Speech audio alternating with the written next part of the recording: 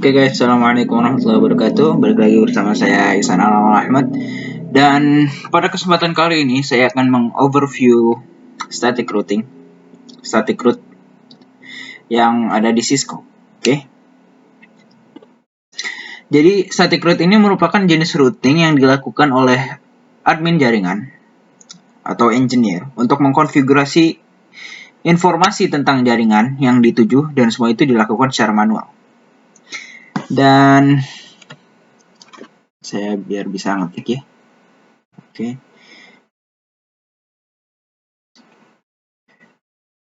Dan static routing itu memiliki ciri-ciri sebagai berikut, yaitu pengisian tabel routing itu dilakukan secara manual oleh admin jaringan.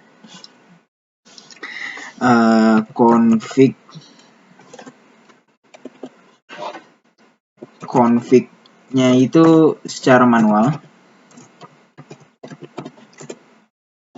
Terus pada static routing yang ditambahkan adalah network tujuan, subnet mask, dan gateway IP yang menjadi gerbang untuk menuju tujuan. Dan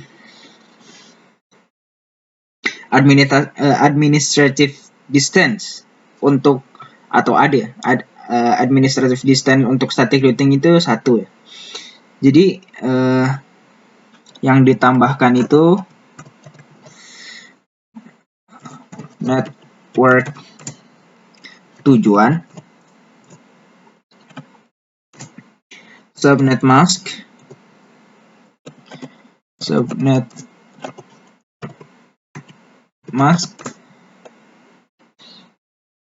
dan IP tetangga yang akan menjadi gateway atau gerbang ya. Gateway itu gerbang. Dan administrative distance hanya 1. Administrative distance untuk static routing itu 1 ya. Jadi terus kelebihan dari static route ini, kelebihannya itu yang pertama itu meringankan kinerja prosesor router. Dan yang kedua, karena ini itu dilakukan secara manual, jadi otomatis security-nya itu lebih terjamin lah. Dan tidak berganti alur seperti dynamic routing atau routing otomatis. Dan pengiriman paket data itu lebih cepat karena jalur rute tujuan sudah diketahui terlebih dahulu. Saya catat di sini ya. Jadi yang pertama itu meringankan kinerja prosesor.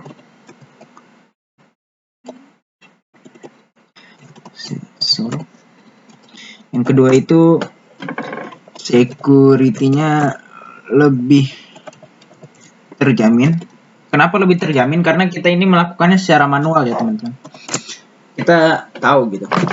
Karena sudah tahu network yang kita tuju.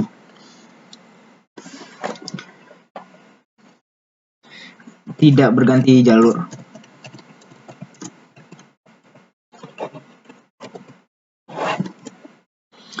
Dan yang keempat, pengiriman paket lebih cepat. Nah, selain kelebihan, pasti juga ada kekurangan dong. Jadi kekurangan dari static routing itu, yang pertama itu sulit diterapkan pada jaringan berskala besar. Kenapa sulit diterapkan? Karena di perusahaan itu static routing. Di perusahaan itu kan router-router nggak cuma 10-20 ya. Bahkan bisa sampai ratusan. Jadi kalau misalnya pakai static routing itu bakal butuh waktu yang sangat lama dan akan menghabiskan banyak waktu gitu. Dan yang kedua itu pembuatan tabel routingnya lebih susah jika dibandingkan dengan table dynamic routing. Dan yang ketiga, karena kita ini melakukan secara manual, administrator itu harus mengetahui semua informasi dari masing-masing router yang digunakan. Saya catat di sini. Yang pertama itu sulit diterapkan jaringan berskala besar. Yang kedua itu pembuatan tabel routing lebih susah. Yang ketiga, admin harus mengetahui informasi setiap router. Dan ini mungkin sekilas dari overview static. Dan sekian.